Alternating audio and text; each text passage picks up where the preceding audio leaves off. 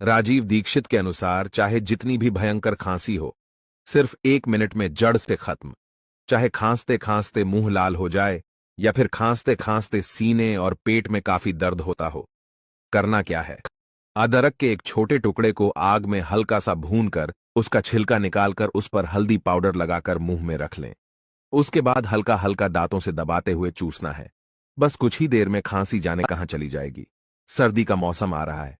सभी दोस्तों को वीडियो तुरंत शेयर करें